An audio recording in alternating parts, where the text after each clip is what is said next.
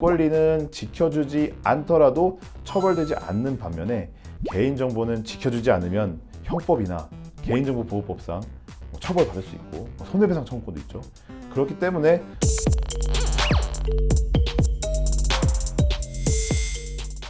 여러분 안녕하세요, 허왕입니다.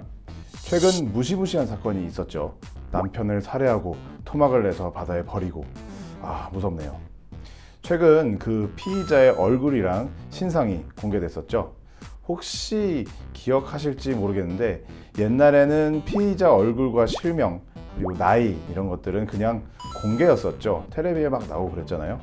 그러다가 언제부터인지 얼굴을 공개하는 것이 인권 침해라는 논란이 있었는지 갑자기 경찰이 개인정보를 보호한다는 차원에서 스스로 그랬는지 얼굴을 가리기 시작했습니다.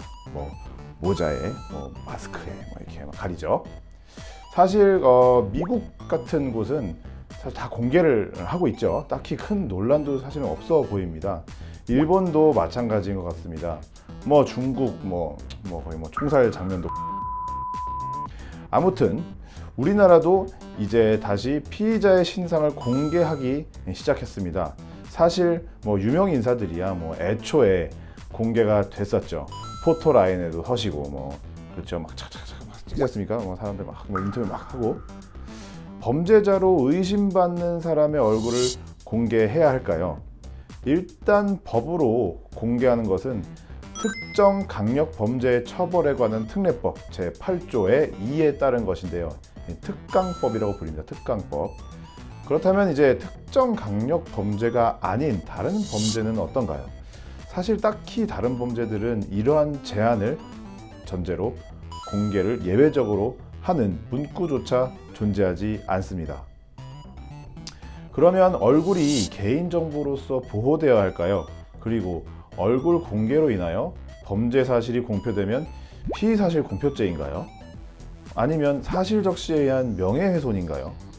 혹시 또 무죄 추정의 원칙 이런 거에 반하지 않느냐고요? 글쎄요, 정말 헷갈립니다. 너무 헷갈려요, 그죠? 사실 딱히 이거다 할 수 있는 것도 좀 없는 그런 상황입니다. 어떤 분들은 안면 비공개 권리보다는 국민의 알 권리가 더 중요하다거나 아니면 공개되면 더 무서울 것 같다, 그래서 공개 안 했으면 좋겠다, 이런 의견도 있고, 아무튼 굉장히 다양한 의견이 있습니다.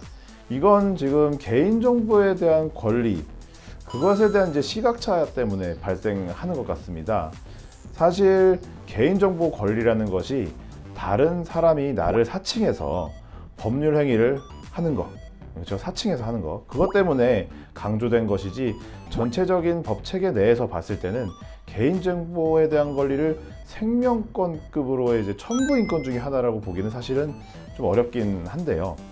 정보통신이 발전하고 저장 장치가 반영구적이다 보니까 잊고 싶은 것들이 쉽게 되살려지는 효과가 생겨버렸거든요.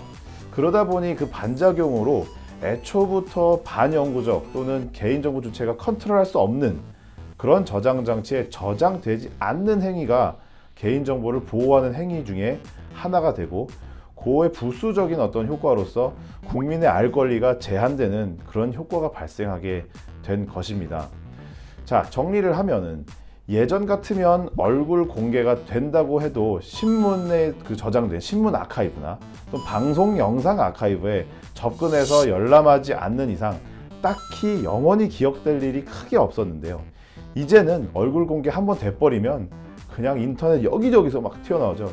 영원히 기억되기 때문에 그에 대한 반작용으로 알 권리의 영역에 해당되더라도 개인정보 보호를 이유로 얼굴을 가려주기 시작한 것이었다가, 이제는 또 그것이 범죄자를 너무 보호해 주는 거 아니냐, 이런 여론의 목소리가 또 거세지니까 특강법 규정 같은 것들이 또 생기고 있는 그런 것입니다.